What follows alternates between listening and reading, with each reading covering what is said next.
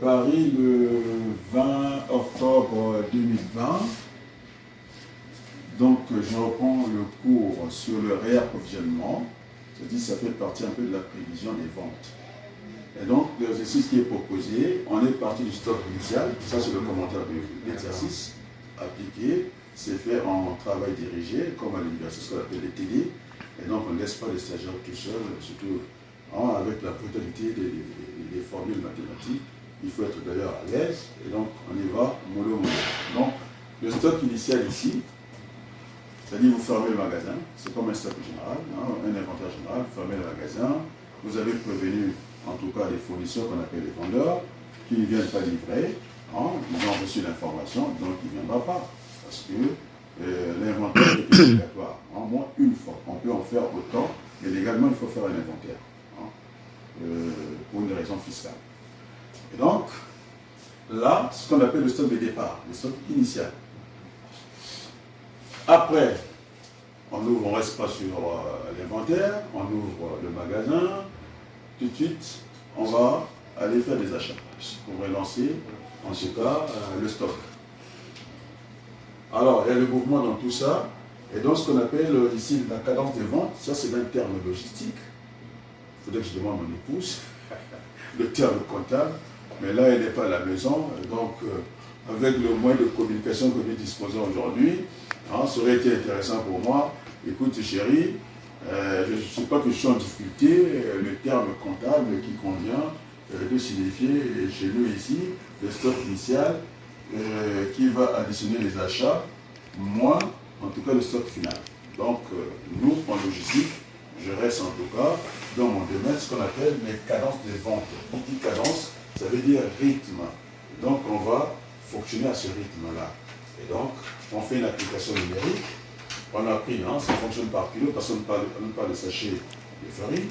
On a pris le stock initial, l'inventaire, plus les achats qu'on assure, et moins le stock final, ce qui reste. Et donc, finalement, notre rythme, nous sommes tombés à 308. On est d'accord? On est sur cette base-là. Ça, c'est le rythme. C'est le tempo. OK? Et donc, il y a aussi l'année académique qui chez moi, j'entre 2 années. L'année académique, vous êtes inscrit en octobre, vous passez l'examen en juin, vous êtes sur 2 années. Et puis il y a ce qu'on appelle l'année civile. C'est de 365 jours, un quart. Et quand on arrive à la 4e année, on gagne un jour, ça nous donne 366 jours. Est-ce que vous êtes au courant de ça? Ça, c'est l'année civile. Et non, en comptabilité, nous avons aussi l'année comptable. L'année comptable, c'est 370 jours. Même le mois de février est considéré 30 jours. Et puis, on parlera d'autres modalités de comptabilité, ce que je n'avais pas indiqué la dernière fois. On appelle ça des traites.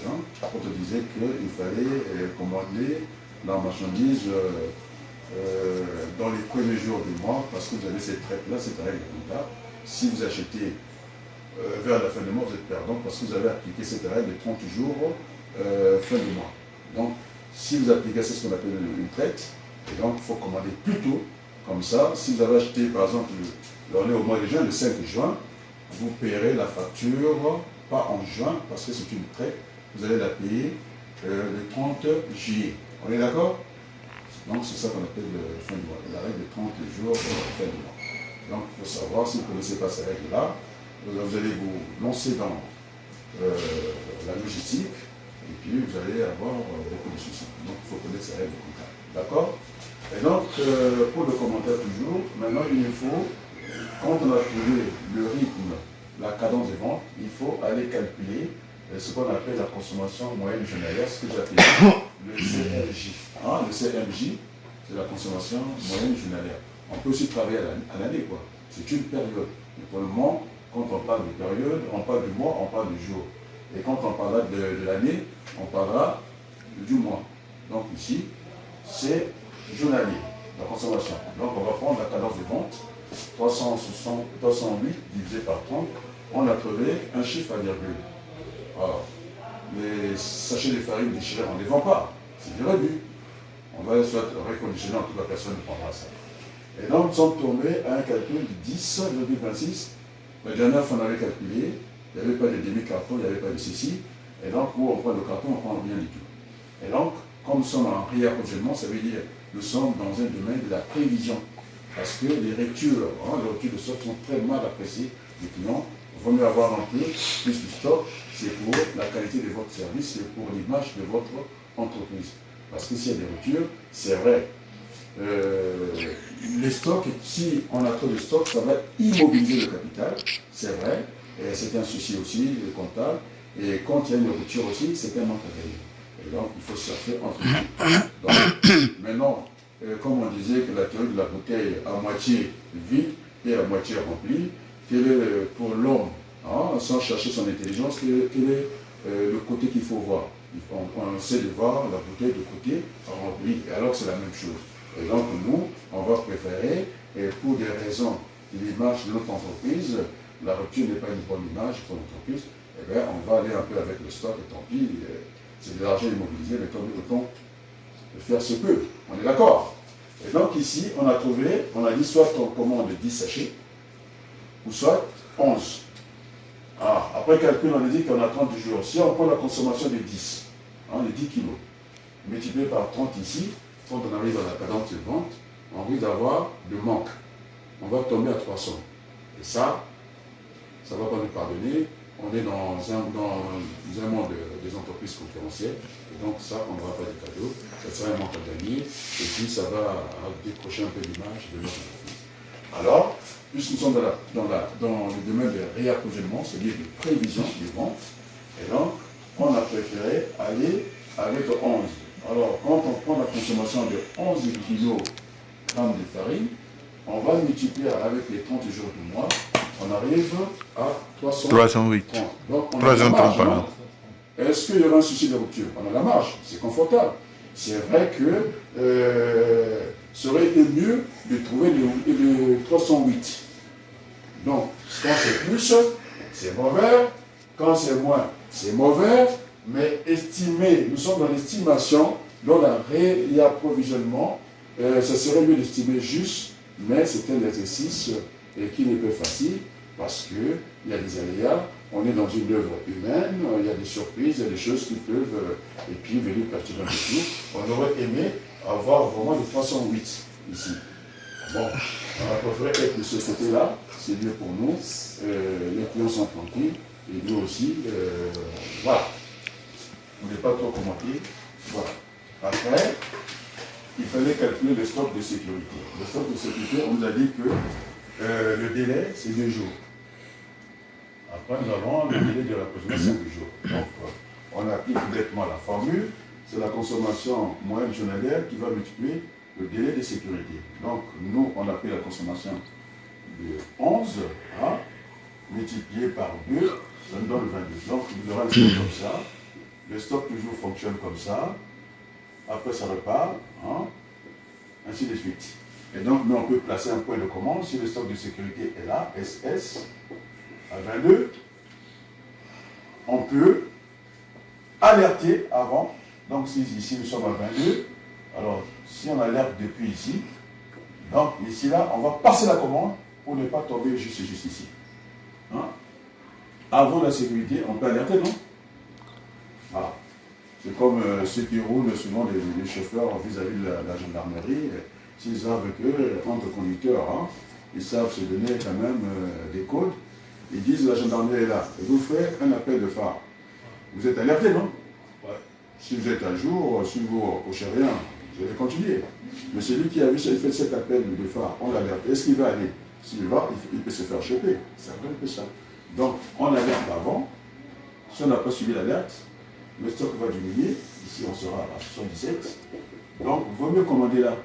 Parce que si, comment on appelle, le fournisseur est par exemple en Chine, on prendra un peu plus de délai. S'il est proche de vous, on va aussi diminuer le délai d'approvisionnement. Donc ici, le délai de l'approvisionnement, on a pris 5 jours. On suppose qu'on va acheter à Rotière. Si c'était à côté, on ne prend même pas de délai. Ok?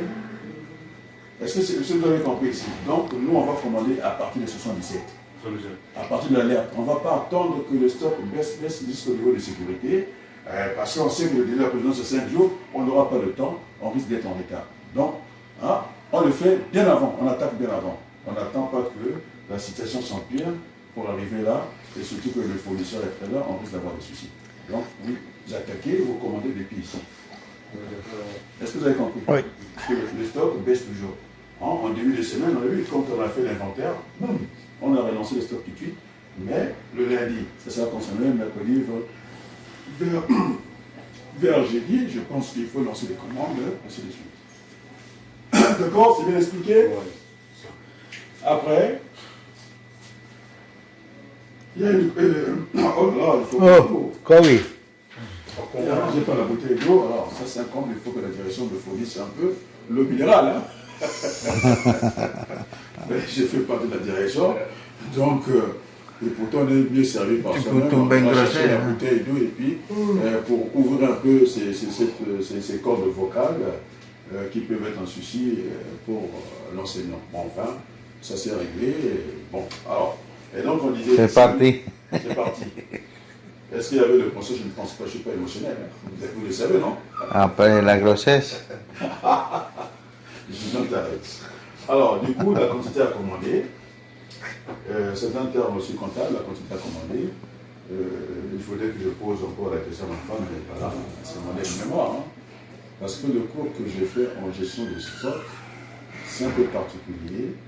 Hein. Il y a une dame qui est comptable, qui regarde un peu tout ça parce que la comptabilité de stock, ça n'a rien à voir avec la pure comptabilité, parce que le comptable, le bon de commande, le bon de livraison, c'est accessoire, ce qui compte c'est la facture. Donc, si il y a un docent qui a fait la comptabilité de stock qui me dit que le bon de commande ou le bon de livraison ça avance, oui c'est vrai, ça permet de coller le bon de commande et le bon de livraison pour arrêter la facture. Ça sert à ça. Ce n'est pas vraiment une pièce comptable, sont pas des pièces comptables maîtresses au niveau de la comptabilité. La comptabilité, il n'y a pas un numéro en comptabilité. Le bon de commande, ça ne rentre pas dans le plan comptable. Le comptable, c'est la facture. On sait que dans la facture, ça sous-entend que la marchandise a été vérifiée à l'achat ou à la vente et partant du bon de commande à le bon de livraison. Ça, c'est la procédure. Pour arriver au niveau de la facturation, que ce soit achat ou vente. J'étais clair? Dans la quantité à commander ici, c'est votre stock maximal moins le stock final. Ce que j'ai appelé la théorie de la bouteille.